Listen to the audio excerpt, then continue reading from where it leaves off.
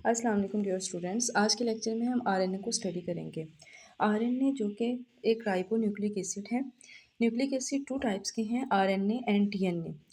जिस तरह डीएनए के लेक्चर में आपको मैंने बहुत सारी याद करने की ट्रिक्स बताई थी, इसी तरह आज के लेक्चर में भी आगे चलकर आपको बहुत सारी ट्रिक्स बताने वाली हूँ, जिससे आपके लिए आरएनए को याद करने में बहुत ज़्यादा आसानी हो जाएगी।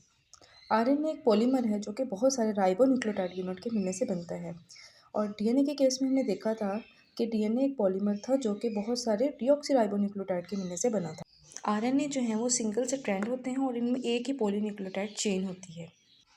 आरएनए जो है वो पूरे सेल में प्रेजेंट होगा और ये न्यूक्लियस में बनते हैं और साइटोप्लाज्म में आकर अपना फंक्शन परफॉर्म करते हैं।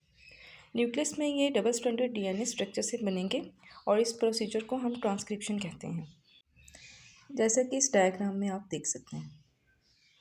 अब अगर इसके कंपोनेंट्स की बात की जाए तो इसमें भी 3 कंपोनेंट्स होंगे: pentose sugar, phosphate group and nitrogenous bases. और इसमें पेंटोस शुगर जो है वो होगी हमारे पास राइबोज शुगर, और डीएनए के केस में हमारे पास थी डीऑक्सी राइबोज शुगर। जैसा कि आप डायग्राम में देख सकते हैं, ये सिंगल से ट्रेंड है। इसके फर्स्ट नंबर कार्बन पर हमारे पास बेस अटैच है, 5 नंबर पर फास्फेट ग्रुप अटैच है, और हमारे पास यहाँ पर जो सेकेंड नंबर कार्बन है वहाँ पर हमारे पास ऑक्सीजन प्रेजेंट होगी। इस डायग्राम में आप देखेंगे हमारे पास न्यूक्लियस के अंदर ट्रांसक्रिप्शन प्रोसेस हो रहा है। नाइट्रोजीनियस बेसिस जो हैं वो 4 टाइप्स की होंगी: guanine, cytosine, adenine and uracil. और डीएनए के केस में बस यूरासिल की जगह हमारे पास थायामीन थी, बस यही एक डिफरेंस है। अब हम इसकी टाइप्स के बारे में स्टडी करेंगे। आरएनए की 3 टाइप्स हैं: messenger RNA, transfer RNA and ribosomal RNA. जैसा कि नाम से ज़ाहिर है, messenger RNA, messenger for message, यानी इट्स मीन कि ये कैरी करेगा message from DNA to ribosome for protein synthesis. Next है ट्रांसफ़र आरएनए। जैसे कि नाम से ज़ाहिर है, ट्रांसफ़र करना। इट्स मीन कि ये क्या करेगा कि मैसेंजर आरएनए पे जो मैसेज होगा उसको रीड करेगा और उसके अकॉर्डिंग पिकअप करेगा अमाइनो एसिड्स को और अरेंज करेगा पॉलीपेप्टाइड चेन में। अब अगर राइबोसोमल आरएनए की बात की जाए तो ये हमें जगह फ्राहम करती है प्रोटीन सिंथेसिस के लिए। अब क्या होगा कि मैसेंजर आरएनए अपने ख़ास मैसेज के साथ राइबोसोम के साथ आकर अटैच हो जाएंगे और इस मैसेज को रीड करके ट्रांसफ़र आरएनए उस मैसेज के अकॉर्डिंग अमाइनो एसिड्स को लेकर इसके साथ अटैच होकर एक चेन बना देगा, और यही हमारी वो ख़ास प्रोटीन होगी जिसका हमें डीएनए से मैसेज मिला होगा। यहाँ पर आपको एक ट्रिक बताना चाहूँगी परसेंटेज को याद रखने के लिए। जिस तरह से मैसेंजर आरएनए है 3 to 4, हम कहते हैं ना 3-4 मैसेजेस हमें मिले हैं, तो इस तरह से हमें ये याद रहेगा। और अगर ट्रांसफ़र आरएनए की बात करें तो वो 10 to 20% है और राइबोसोमल आरएनए 80 to 85% है। आरएनए की लेंथ की अगर बात की जाए तो ये डिपेंड करती है प्रोटीन के साइज़ पर। जिस तरह हमें पता है कि एक अमाइनो एसिड में 3 न्यूक्लियोटाइड्स हैं, इसी तरह हम अगर 500 अमाइनो एसिड हो तो 500 को 3 के साथ मल्टीप्लाई कर देंगे तो 1500 जो है वो उसके न्यूक्लियोटाइड की लेंथ आ जाएगी स्ट्रैंड में। ट्रांसफ़र आरएनए में 75 से 90 न्यूक्लियोटाइड्स होंगे स्ट्रैंड में, और इसी तरह राइबोसोमल आरएनए में 1500 to 3000 न्यूक्लियोटाइड्स होंगे एक स्ट्रैंड में। इसी तरह अगर हम इसके मोलेकुलर वेट की बात करें तो हमारे पास जो लार्जेस्ट होगी ना वो हमारे पास मैसेंजर आरएनए होगी।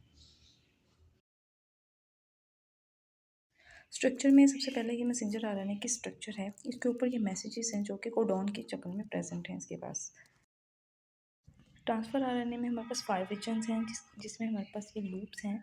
एक है T loop, variable loop, anticodon है इसके पास, और ये डी लूप है इसकी।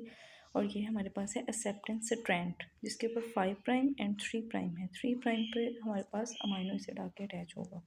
और ये सिंपल सी है हमारे पास राइबोसोम की। इसमें 2 यूनिट हैं, लार्जर एंड स्मॉलर। अब मैं आपको इसके मैकेनिज्म के बारे में डायग्राम के ज़रिए समझाने की कोशिश करती हूँ। ये बहुत इजी डायग्राम है। इसमें सबसे पहले हमने डीएनए लिया है। डीएनए जिसके एक ख़ास हिस्से से हमें प्रोटीन बनाने का मैसेज मिला है, और ये मैसेज किसने रिसीव किया है? मैसेंजर आरएनए ने।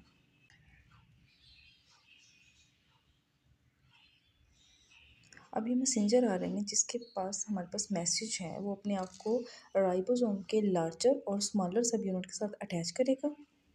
मैसेंजर आरएनए के पास ख़ास किस्म के कोडॉन होंगे जिसके अकॉर्डिंग ट्रांसफ़र आरएनए के पास एंटी कोडॉन प्रेजेंट होंगे।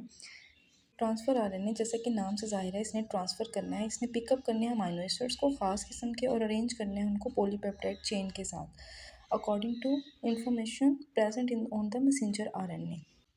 ये अमाइनो एसिड को अटैच कर रहा है, ये हमारे पास ग्रोइंग पॉलीपेप्टाइड चेन बन गई है।